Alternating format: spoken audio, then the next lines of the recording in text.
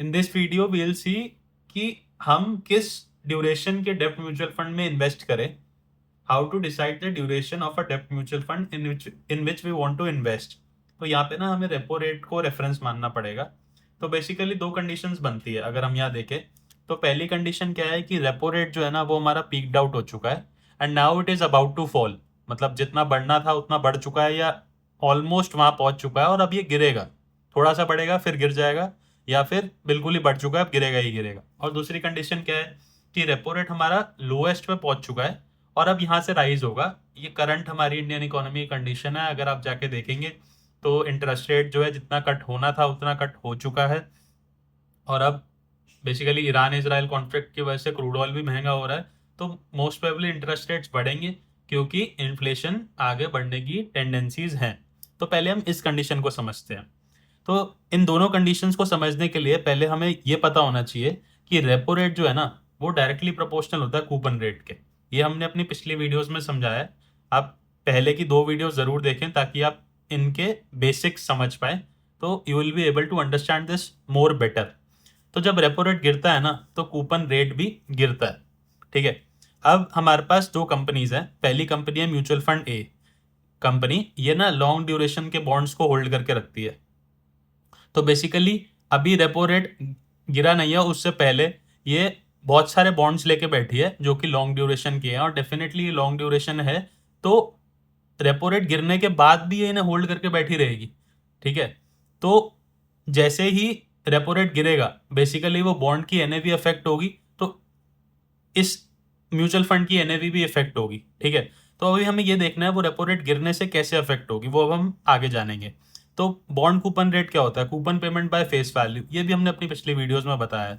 तो लेट से 100 रुपए का बॉन्ड होल्ड करके बैठी है, उस पर 7% का इंटरेस्ट, 7 रुपए का इंटरेस्ट मिलता है सालाना। तो 7% इज बॉन्ड कूपन रेट। ये बिफोर फॉलिंग है, जब रेपो रेट अभी गिरा नहीं है। ठीक है। अब लेट से म्यूचुअल फंड कंपनी भी है, वो इतने टाइम तो बॉन्ड होल्ड करके नहीं बैठती। क्यों? क्योंकि वो शॉर्ट टर्म कंपनी है। ठीक है। शॉर्ट टर्म के बॉन्ड्स होल्ड करती है। तो जैसे ही रेपो रेट गिरा मोस्ट प्रोबेबली उसके आसपास थोड़ा आगे जाके उन्होंने सारे बॉन्ड्स जो है वो नए परचेज कर लिए और उनके पास जो बॉन्ड्स हैं वो क्या है, वो बेसिकली अब रेपो रेट गिर चुका है तो उनके पास जो कूपन रेट है वो कम है। क्यों? क्योंकि रेपो रेट गिर गया तो कूपन रेट गिर गया। तो उनके पास 100 रुपए के बॉन्ड पे 5 रुपए का सालाना इंटरेस्ट मिलता है, दैट इज 5%। अब मुझे इन दोनों को कंपेयर करना है। कंपेयर करना है के लिए मुझे ये पता होना चाहिए कि एनएवी ऑफ डेप्ट म्यूचुअल फंड कैसे फाइंड आउट होती है। वो होती है total asset minus total liabilities divided by total outstanding unit. ठीक है। यहाँ पे इंपॉर्टेंस है टोटल एसेट की। टोटल एसेट कैसे फाइंड होगा कि बॉन्ड्स की मार्केट वैल्यू क्या है और उस पे इंटरेस्ट क्या मिल रहा है। अब आप इन दोनों कंपनीज को देखो और इनके बॉन्ड्स को देखो।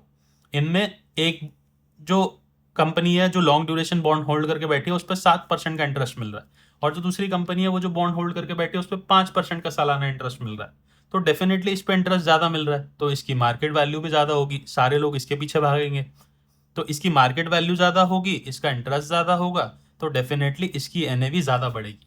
इसलिए बोलते हैं कि जब रेपो रेट पीक्ड आउट हो चुका है या पीक्ड आउट होने वाला है और अब यहां से गिरेगा, तो आप लॉन्ग ड्यूरेशन के बॉन्ड के डेप्ट म्यूचुअल फंड में इन्वेस्ट कीजिए। वहां पे आपको 8 9 10% तक का इंटरेस्ट रेट मिल सकता है।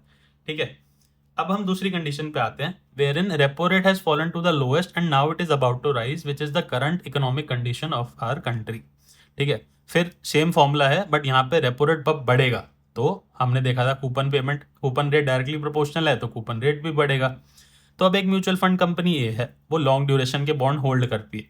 ठीक है। तो उसने बिफोर राइजिंग उसने कुछ बॉन्ड्स होल्ड करके रखे थे और वो अब उन्हें होल्ड करके रखेगी आगे चल के भी। क्यों? क्योंकि ये लॉन्ग ड्यूरेशन के हैं।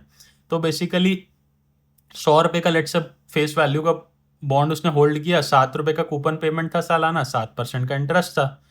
ठीक है। अब एक म्यूचुअल फंड कंपनी भी है, ये क्या है, शॉर्ट ड्यूरेशन के बॉन्ड होल्ड करती है। तो फटाफट इसमें क्या है, दोबारा वो बॉन्ड्स नए नए परचेज करती रहती है। तो जैसे ही बेसिकली रेपो रेट बढ़ना शुरू हुआ उसके थोड़े टाइम बाद जाके उन्होंने अपने सारे बॉन्ड्स जो है नए खरीद चुके थे वो।